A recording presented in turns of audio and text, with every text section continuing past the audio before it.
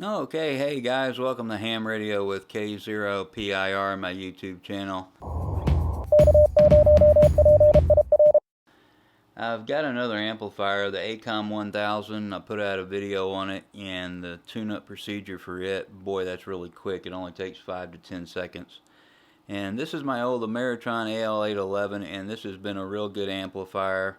It's lightweight. It only weighs about 17 pounds compared to the Icom 1000, which weighs about 48 pounds. So this Ameritron will put out about 600 watts when it's operating properly. The tubes I have in this one are a little weak, so I've been getting around 400 watts, 380, 400 watts. Now I'm going to show you how I tune it up, and you'll always want to take a look at the manual. Don't just follow along. Look in the manual and then follow along.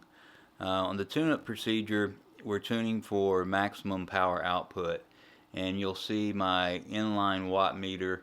It's the one up there in the corner.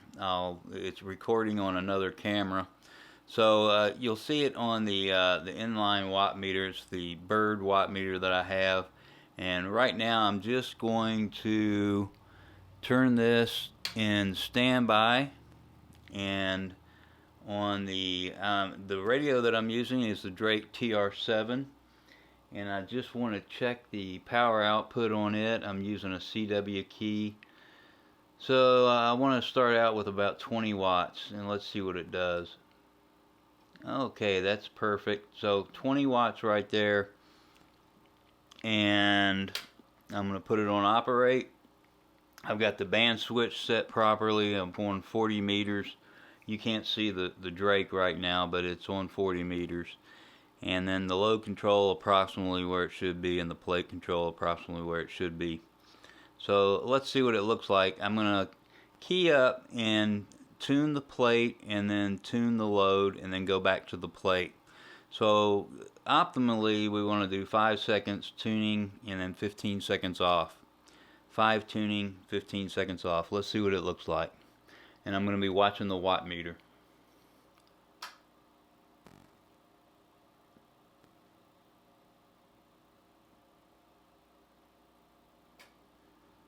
Okay, now we'll let it sit for about 15 seconds. I'm going to change the watt meter so we can read it on the scale at the top, and you'll see 0.1, 0.2, 0.4. Those are 100, 200, and 400 watts. Okay, that's been about 15 seconds, and I'm going to turn up the power just a little bit. Turn the operate off. Let's see how much power. That's about 50 watts. So we started off at 20, now we're up to 50. And I'm going to key up, tune the plate, the load, and the plate for maximum power output.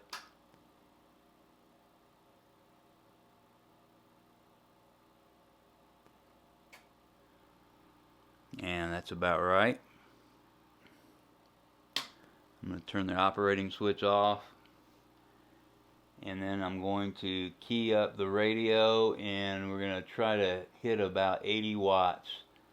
So right below that 0.1.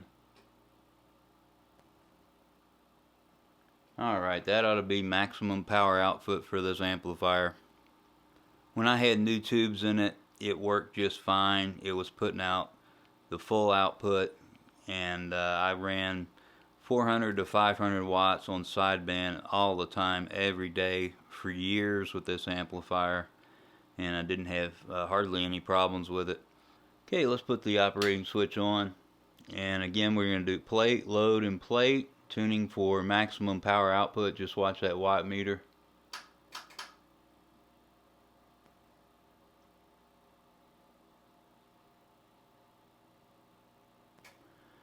Okay, so that should do it.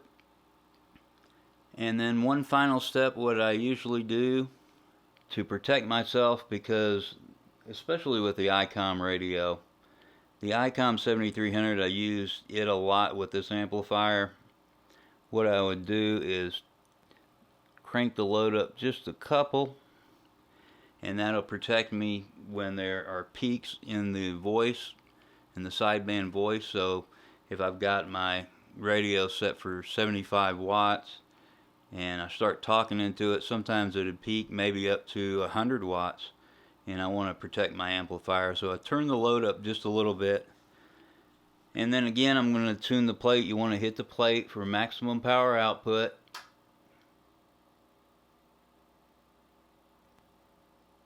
And there we go, and it's almost 400 watts. And then another thing I do on the radio is I turn down the power. If I'm tuning up at 75 or 80 watts, that's the peak. I get the peak out of the radio. Then I turn down the input, the drive input, by 5 or 10 watts. And that will protect my amplifier, save the tubes a little bit. And finally, the last thing, on the Icom radios, you want a transmit delay. And it's real easy to set up on the Icom radios if you're using a 7300 or 7610.